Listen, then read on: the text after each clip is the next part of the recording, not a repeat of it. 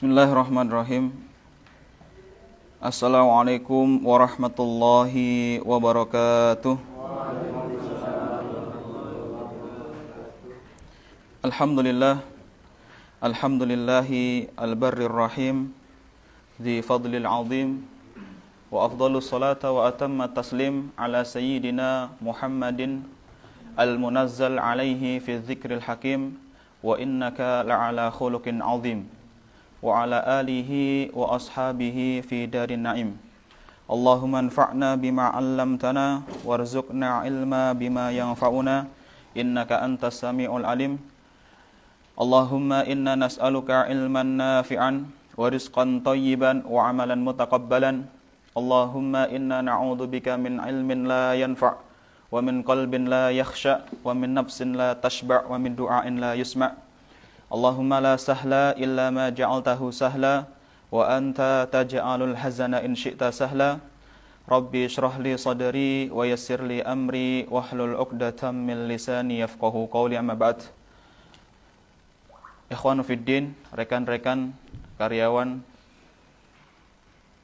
Forum Komunikasi Aktivis Masjid yang dirahmati oleh Allah Subhanahu wa taala.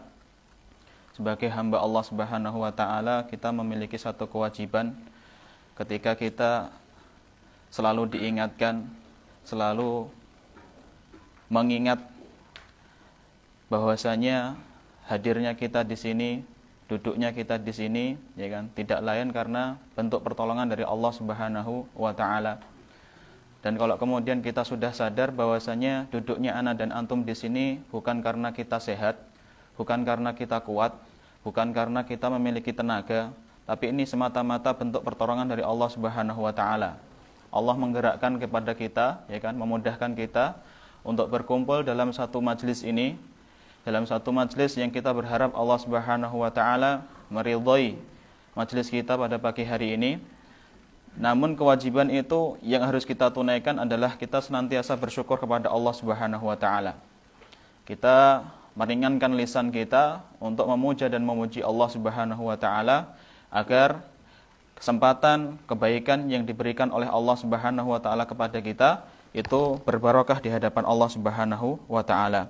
Setiap hari, setiap rakaat dari salat kita, kita melantunkan doa kepada Allah Subhanahu wa taala. Iyyaka na'budu wa iyyaka nasta'in. Para ulama ahli tafsir itu mengatakan, kenapa di sini, ya kan? Setelah kata na'budu, kita menyembah kepadamu duhai Allah, ya kan? Ada kata nasta'in. Para ulama ahli tafsir itu mengatakan, sesungguhnya tidaklah mampu seorang hamba melaksanakan ibadah-ibadah di hadapan Allah kecuali itu bentuk pertolongan dari Allah Subhanahu wa taala. Makanya, ya kan, hadirnya ana dan antum di sini ini adalah bentuk pertolongan dari Allah Subhanahu wa taala, dan kemudian kita harus mensyukuri itu semuanya agar kita diberikan nikmat lagi, ditambah lagi nikmatnya oleh Allah Subhanahu wa taala. Rekan-rekan FKAM yang dirahmati oleh Allah Subhanahu wa taala, pada kesempatan pagi hari ini kita diberikan kesempatan untuk menyampaikan sedikit tazkirah, pengingat, yang khususnya tazkirah ini kita sampaikan untuk diri ana pribadi, ya kan, dan kemudian lebih khusus, lebih umumnya itu kita sampaikan kepada teman-teman sekalian. Semoga apa yang kita sampaikan nanti ini bermanfaat untuk kita semuanya sebagai hambanya Allah Subhanahu wa taala. Yang pertama yang harus kita ingat adalah satu ayat yang disebutkan dalam surah Az-Zariyat ayat 56 di dalam Al-Qur'an, disebutkan dalam surah Az-Zariyat ayat 56. Allah Subhanahu wa taala berfirman. Apa firman-Nya? Ya kan?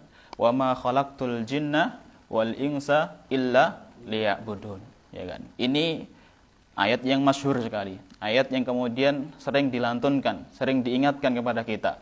Pada pagi hari ini kita harus mengingat juga, ya kan? Satu, ya kan, pedoman kita. Tujuan Allah Subhanahu wa taala menciptakan ana dan antum di muka bumi ini apa, ya kan? Wa ma khalaqtul jinna, dan tidaklah aku menciptakan, Allah Subhanahu wa taala, jin dan manusia illa liya'budun, kecuali mereka itu beribadah kepada Allah Subhanahu wa taala. Jadi yang pertama yang harus kita fahami, yang harus dijadikan mindset di dalam diri kita, ya kan? Hadirnya kita di dunia ini, ya kan? Ini adalah kita untuk beribadah kepada Allah Subhanahu wa taala. Jadi kalau kemudian kita mindsetnya sudah beribadah, apa yang kita lakukan itu untuk Allah. Apa yang kita lakukan segala halnya untuk Allah, ya kan? Meskipun perkara-perkara duniawi, ya kan? Kalau kemudian kita bekerja yang fundraising, kemudian keliling dari toko ke toko untuk mengambil kotak infak dan lain sebagainya, itu kalau kemudian kita sadar mindset kita adalah untuk beribadah kepada Allah, maka semuanya akan kita peruntukkan untuk Allah Subhanahu wa taala. Tapi yang perlu kita sadari Bapak dan rekan-rekan yang dirahmati oleh Allah Subhanahu wa taala, dalam perjalanan ana dan antum beribadah kepada Allah Subhanahu wa taala, setiap diri kita itu memiliki kesalahan-kesalahan. Jadi dari kesalahan-kesalahan ini nanti kita sadari bahwasanya diri kita ini enggak ada yang suci ketika kita berhadapan kepada Allah Subhanahu wa taala. Dalam berdirinya kita, dalam sholat duha, dalam sholat tahajud, dalam sholat fardu, ya kan? Berdirinya kita di hadapan Allah itu enggak ada yang suci, enggak ada yang bersih. Diri kita itu dari yang namanya apa? Dosa dan kesalahan. Setidaknya ada 3 poin yang kita sampaikan, ya kan? Bahwasanya apa? Kita harus menyadari dulu, ya kan? Apa sih penyebabnya kita ini berdiri di hadapan Allah, menyembah Allah, beribadah kepada Allah, ya kan? Kita itu memiliki kesalahan-kesalahan. Yang pertama, ya kan? Kita ini adalah makhluk yang diciptakan oleh Allah Subhanahu wa taala dalam keadaan tidak memiliki ilmu, ya kan? Dalam surah An-Nahl ayat 78, Allah Subhanahu wa taala berfirman, "Wallahu akhrajakum min butuni ummahatikum la ta'lamuna syai'a." Ya kan? Jadi kesalahan kita yang pertama, ya kan, rekan-rekan yang dirahmati oleh Allah Subhanahu wa taala, ternyata kita ini adalah makhluk yang diciptakan sama Allah. Kita ini memiliki apa? Diciptakan sama Allah itu tidak memiliki ilmu pengetahuan sedikit pun. Ya kan? Wallahu akhrajakum, dan sesungguhnya Allah Subhanahu wa taala melahirkan atau mengeluarkan kalian mim butuni ummahatikum, dari perut-perut ibu kalian, ya kan? La ta'lamuna syai'a, kalian tidak mengetahui sedikit pun. Jadi kita terlahir itu tidak memiliki ilmu, ya kan? Kadang kita, ya kan, melakukan sebuah kemaksiatan, sebuah dosa yang itu dilarang dan dimurkai oleh Allah Subhanahu wa taala, tapi karena kita tidak mengetahuinya, karena kita tidak memiliki ilmunya, ya kan, kita akhirnya mengerjakan dosa tersebut, larangan tersebut, ya kan. Makanya ini menjadi satu kesalahan bagi kita, menjadi satu problem yang harus kita sadari. Oh, ternyata kita ini adalah makhluk yang tidak berilmu, yang kurang ilmunya, atau bahkan tidak, kemudian Allah Subhanahu wa taala tidak memberikan ilmu sama sekali kepada kita semuanya, ya kan. Nah, terus bagaimana? Ya kan, di dalam ayat selanjutnya Allah Subhanahu wa taala melanjutkan, wa ja'ala lakumus sam'a wal absara wal af'idata la'allakum tashkurun. Jadi Allah Subhanahu wa taala itu ketika tadi problemnya kita adalah kita dilahirkan dalam keadaan tidak mengetahui, ya kan? Allah Subhanahu wa taala memberikan solusi. Wa ja'ala lakumus sam'a, Allah Subhanahu wa taala memberikan kita pendengaran, wal absar, penglihatan, ya kan? Wal afidah, hati, akal, ya kan? La'allakum tashkurun, agar kalian itu menjadi hamba-hamba yang bersyukur. Maksudnya bersyukur di sini apa? Ya mencari kekurangan kita ini tadi. Kalau kemudian kekurangan kita adalah, ya kan, makhluk yang diciptakan tidak memiliki ilmu sama sekali, maka kita memiliki kewajiban untuk mengilmui atau mencari ilmu, belajar, ya kan. Makanya diadakannya majelis Kamis, ya kan, IM Kamis seperti ini, ya. Tujuan salah satunya apa? Untuk mengilmui diri kita, agar kita ini apa? Kesalahan yang pertama itu sudah beres, ya kan? Sudah beres. Itu yang pertama. Adapun yang kedua, kesalahan kita dalam beribadah kepada Allah Subhanahu wa taala yang menjadikan mungkin kita beribadah kepada Allah itu kita memiliki kekurangan. Kekurangan kita yang kedua adalah kita ini diciptakan oleh Allah Subhanahu wa taala memiliki satu yang dinamakan nafsu. Ya. Jadi dalam kitab Al-Aqidah At-Tahawiyah atau Syarah Al-Aqidah At-Tahawiyah punyanya Imam Ali bin Abil Izz Al-Hanafi, beliau menyebutkan di dalam kitab tersebut, ya kan, sesungguhnya manusia itu memiliki nafsu, Ya kan? Satu nafsu di dalam tubuh kita. Allah Subhanahu wa taala ketika menciptakan satu orang, ya kan? Itu sudah dibekali satu nafsu, ya kan? Walaha sifatun, kata Imam Ali bin Abil Is itu, ya kan? Dan nafsu ini memiliki sifat-sifat, ya kan? Memiliki sifat-sifat. Idza ghalabal iman, ya kan? Fayakunu nafsul mutmainnah. Apabila, ya kan, keimanan seseorang itu dia, ya kan, kuat, keimanan seseorang itu, ya kan, lebih menang, ya kan, maka nafsu di dalam dirinya itu menjadi nafsul lawwamah. Tapi sebaliknya, kalau kemudian, ya kan, nafsu di dalam tubuh kita itu kemudian yang menang daripada iman kita, maka disebut nafsul lawwamah, ya kan. Nah, terus yang satu mana?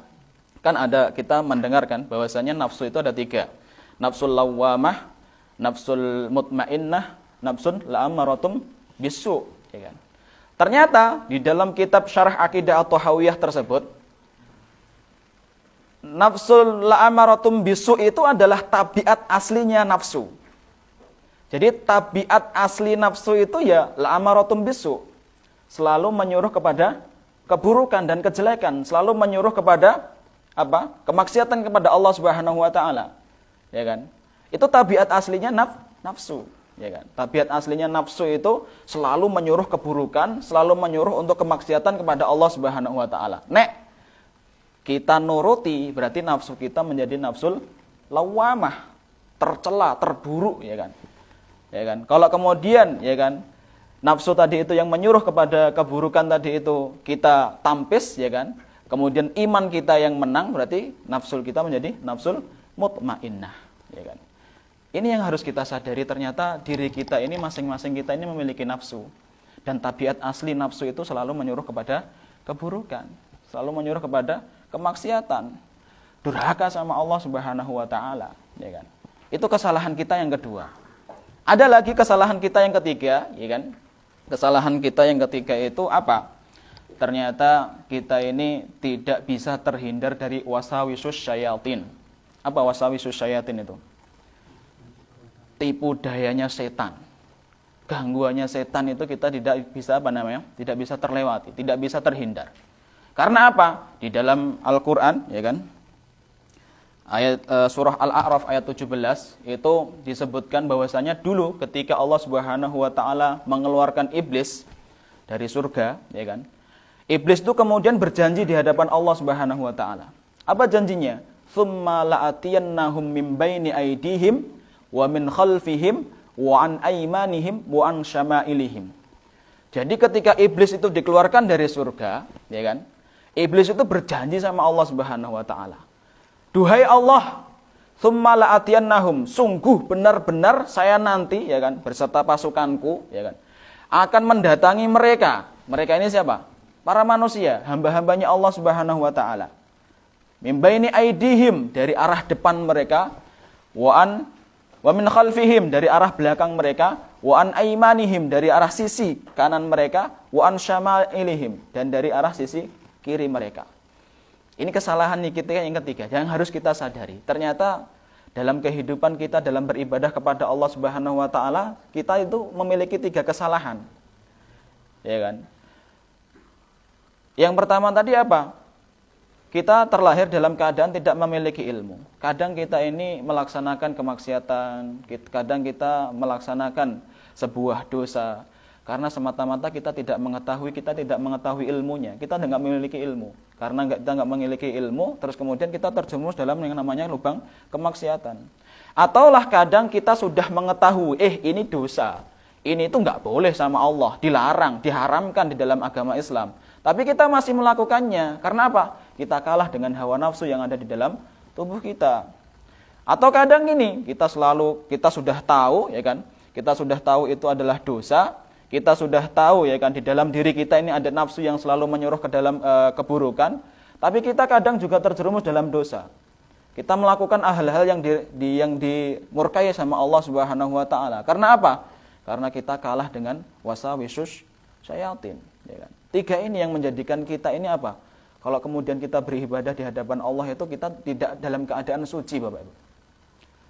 Kita itu selalu memiliki kesalahan.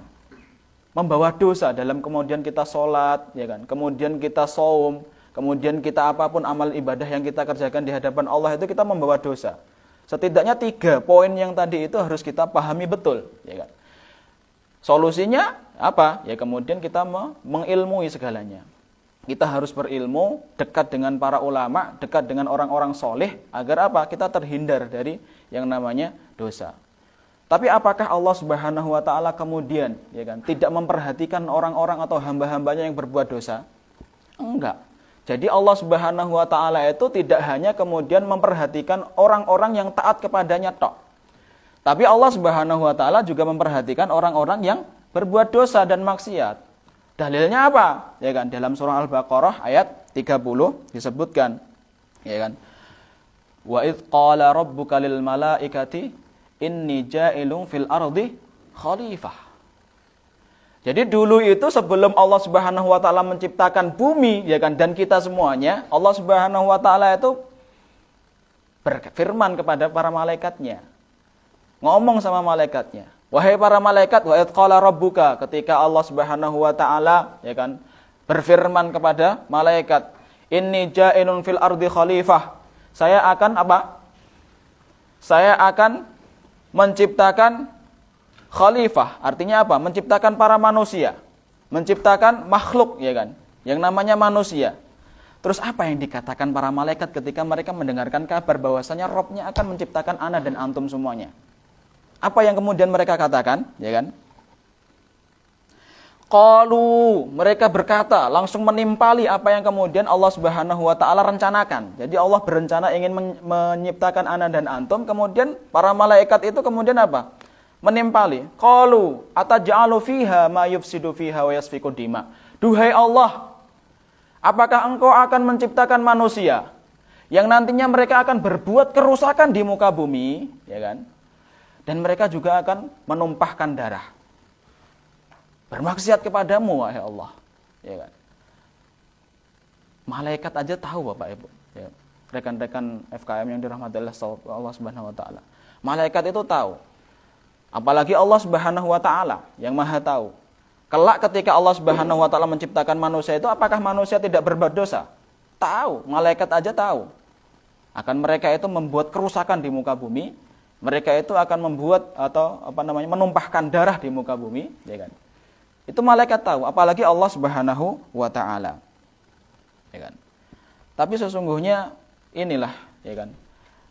Dari ayat ini kita bisa memahami, ya kan, bahwasanya Allah Subhanahu wa taala tidak hanya melihat mereka yang taat kepada Allah, tapi juga melihat kepada mereka hambanya Allah yang kemudian bermaksiat. Ya kan? Maksiatnya ana dan antum itu sudah diketahui oleh Allah Subhanahu wa taala. Ini dikuatkan oleh sabda Rasulullah sallallahu alaihi wasallam. Dalam hadis Abi Hurairah, Rasulullah sallallahu alaihi wasallam bersabda, "Walladzi nafsi biyadihi." Ini sumpahnya Rasulullah, ya. Jadi walladzi nafsi biyadihi itu adalah demi zat yang jiwaku berada di tangannya, ya kan? Dia bersumpah atas nama Allah Subhanahu wa taala. Jadi Rasulullah sallallahu alaihi wasallam memulai perkataannya, memulai sabdanya itu dengan sumpah, berarti menandakan apa? Menandakan bahwasanya apa yang mau dikatakan itu adalah bentuk penekanan. Takkid, ya kan? Bentuk penekanan. Apa yang mau disabdakan oleh Rasulullah sallallahu alaihi wasallam? Walladzi nafsi biyadihi. Sesungguhnya demi zat yang jiwaku berada di tangannya Allah Subhanahu wa taala, lau lam tuznibu la dhahaballahu bikum. La jaa biqaumin yuznibuna fayastaghfirunallah fayaghfirulah. Jadi sabda Rasulullah sallallahu alaihi wasallam itu kan memulainya dengan sumpah, ya kan? Berarti ini bentuk takkid, bentuk penekanan untuk umatnya, kan? Laulam tudnibu, wahai umat-umatku, kalaulah kalian itu, ya kan, tidak melakukan dosa, tidak melakukan kemaksiatan, tidak berbuat kerusakan, la dhahaballahu bikum. Sungguh benar-benar Allah Subhanahu wa taala akan mengganti kalian itu dengan sekelompok manusia. Jadi kalau ada kelompok manusia mereka itu tidak pernah melakukan dosa, tidak pernah bermaksiat kepada Allah Subhanahu wa taala, maka sungguh benar-benar Allah akan mengganti mereka biqaumin yudznibuna, dengan orang-orang yang mereka itu nanti itu akan berbuat kerusakan, berbuat dosa. Tapi apa? fayastaghfirunallah fayughfarulah. Tapi mereka ketika berbuat dosa, kemudian mereka apa? Meminta ampun kepada Allah Subhanahu wa taala. Syekh bin Baz mengomentari hadis Rasulullah sallallahu alaihi wasallam ini, ya kan? Sesungguhnya ini bukan rukhsah untuk kita untuk berbuat dosa. Jadi setelah kita mendengarkan hadis ini, berarti aku nggawe dosa wae lah. Enggak. Ini laisa rukhsah lil ibad an ya'mal ma'asi. Ya kan? Ini bukan rukhsah, bukan keringanan bagi manusia untuk untuk mengerjakan kemaksiatan kepada Allah, bukan. Tapi ini apa? Bentuk tahunya Allah Subhanahu wa taala bahwasanya manusia itu akan kemudian apa? Berbuat dosa, ya kan? Tapi ada satu poin yang kemudian harus kita tekankan di sini, fayastaghfirunallah fayughfarulah. Mereka yang kemudian berbuat dosa langsung, ya kan? Itu kan menunjukkan langsung, ya kan? Langsung kemudian apa? Beristighfar kepada Allah, meminta ampunan kepada Allah Subhanahu wa taala. Ya kan? Jadi hadis ini itu menunjukkan bahwasanya Allah Subhanahu wa taala ingin menunjukkan At-Tawwab Al-Ghafur. Allah pengen menunjukkan bahwasanya Allah itu zat yang Maha menerima taubat, zat yang apa? Yang membuka pintu taubat bagi hamba-hambanya. Ya kan? Ingin menunjukkan bahwasanya hamba Allah Subhanahu wa taala itu enggak akan terbebas dari dosa.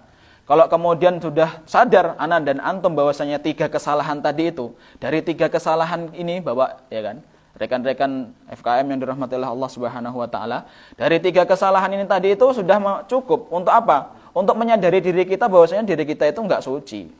Enggak ada yang kemudian kita tuh terhindar dari dosa, enggak ada. Dari 3 poin tadi itu sudah cukup alasan bagi kita bahwasanya diri kita ini apa? Hamba yang memiliki dosa. Nah, kalau kemudian kita sadar bahwasanya kita memiliki dosa, apakah kita kemudian berputus asa atas itu? Tidak. Allah Subhanahu wa taala dalam hadis Rasulullah SAW tadi, ya kan, satu poin yang harus kita pahami apa? Ketika kita berbuat dosa, langsung beristighfar. Langsung meminta ampun kepada Allah Subhanahu wa taala. Dulu Fudail bin Iyad pernah, ini ada satu kisah, ya kan, Fudail bin Iyad salah satu ulama, ya kan. Beliau suatu ketika pergi ke masjid. Dalam perjalanannya ke masjid itu, beliau melihat ada seorang anak kecil yang diusir sama ibunya. Ya kan? Diusir sama ibunya, anaknya nangis, ya kan? Nangis gero-gero, minta apa? Minta ampun supaya dibolehkan masuk ke dalam rumahnya. Fudail bin Iyad menyaksikan tok, melihat tok, ya kan? Anak kecilnya nangis, ya kan? Ibunya di dalam, ditutup pintunya. Fudail bin Iyad terus kemudian melanjutkan perjalanannya ke masjid. Sampai masjid, dia kemudian sholat, terus kemudian dia melakukan kegiatan di masjid, selesai, balik lagi, ya kan? Ternyata masih. Anaknya itu kemudian dilihatnya sama Fudail bin Iyad itu masih nangis gero-gero di depan pintu, meminta kepada ibunya, wahai ibu, ya kan? Wahai ibu, bukalah pintunya. Saya meminta maaf, ya kan? Terus kemudian apa? Tidak lama kemudian sang ibu membukakan pintu untuk anaknya, dirangkul anaknya, ya kan? Terus kemudian si ibu ini meminta maaf kepada Si anak ini meminta maaf kepada ibunya dan ibunya memaafkan.